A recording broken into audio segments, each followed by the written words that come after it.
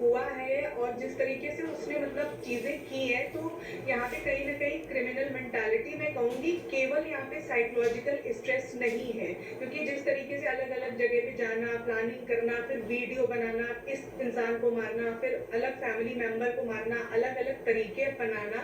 तो ये दिख रहा है कि ये एक साइकोपैथ है, ठीक है? इसको मतलब बहुत ज़्यादा ट्रीटमेंट की ज़रूरत है और मतलब इस तरीके के लोगों की मतलब चाहे वो कितनी भी एक्सप्लेनेशन दें, हम उनको जायज़ नहीं कह सकते। अगर उसको अपनी माँ की, बहनों की सुरक्षा की मतलब फ़िक्र थी, तो उसको और थोड़े कुछ कड़े कदम लेने चाहिए थे। बहुत सारे सामाजिक कार्यकर्ता हैं जो इस दिशा में काम कर रहे हैं, पुलिस प्रशासन हेल्प करने का कोशिश करता है। लेकिन जब कोई इस तरीके से क्रूरता से मार रहा होता है, तो उसका कोई जस्टिफिकेशन नहीं होता है। हाँ, ये ज़रूर हो गया है कि कई लोगों में मेंटल प्रेशर झेलने की क्षमता ज़्यादा होती है, कुछ लोगों में कम होती है। कम होती है, तो वो कभी ना कभी ये कोशिश करते हैं विशाल कि किसी तरीके से उनको उस मेंटल प्रेशर से निकलने का मौका मिले और कभी-कभी वो आवेशवश इस तरीके के घटनाएँ कर देते हैं। लेकिन इसमें जिस तरीके से मतलब मैं श्रेणी देख रही हूँ, जितना मैंने पढ़ा है, जितना मैंने आपकी डिबेट में मतलब अभी सुना, आपका जो भी रिपोर्टर्स हैं जो बता रहे हैं, तो कहीं से भी ये लग नहीं रहा है कि ये एक सिंपल केस है जिसको हम सीधे एक पारिवारिक कलह और प्रॉपर्टी के मामले से जोड़ करके या उसको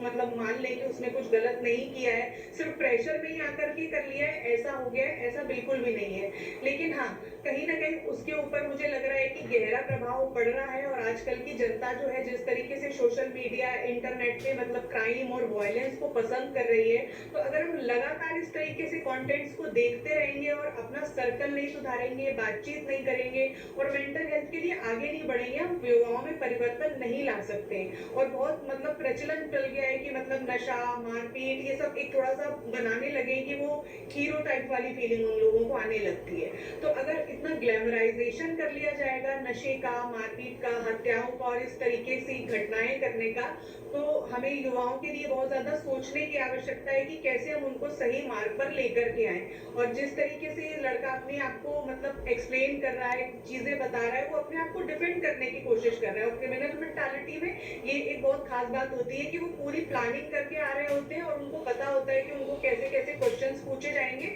और कैसे उनको अपने आप को डिफेंड करना है ताकि कानून से कम मतलब दंड मिले। अगर मान लीजिए वहाँ का फ़ियर था कि प्रॉपर्टी को लेकर के बता रहे हैं कि प्रॉपर्टी का कुछ विवाद चल रहा था, धर्म परिवर्तन वो करना चाहते थे, वो बचना चाहते थे, ठीक है? और उसको अपनी माता और बहनों की मतलब सुरक्षा की चिंता थी क्योंकि ये भी मामला उसमें लिख करके आया है, पढ़ा है, हम लोगों ने सुना है कि बातचीत चल रही थी कि उन बहनों को वो बेच देंगे।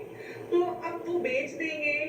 प्रॉपर्टी सारी उनसे छीन ली जाएगी और उनको धर्म परिवर्तन करने के लिए मतलब डराया जा रहा था, धमकाया जा रहा था कि नहीं वो ऐसा ना करें, वो अपनी कम्युनिटी में रहें। लेकिन अल्टीमेटली बचाव कहाँ हुआ विशाल? बचाव तो हो नहीं पाया, अल्टीमेटली पूरी फैमिली चली गई और जब मुझे लगता है कि जब इनके फादर से बात की जाएगी तो इसमें और भी मुझे लगता है कि कई चीज़ें निकल के आएँगी जहाँ पे मतलब इसके बारे में हमको थोड़ी गहराई से पता चलेगा कि इसने ऐसी-ऐसी चीज़ें क्यों करी है। कहीं न कहीं मुझे उसके पर्सनल इंटरेस्ट और कुछ पर्सनल चीज़ें भी नज़र आती हैं जो अभी मतलब निकल के नहीं आई हैं, जो मतलब प्रॉपर इन्वेस्टिगेशन के बाद निकल के आएगी, जो इसके साइकोपैथ होने को काफ़ी हद तक मतलब उनको दिखाएगा कि हाँ, इसके साथ प्रॉब्लम और चैलेंजेस थे।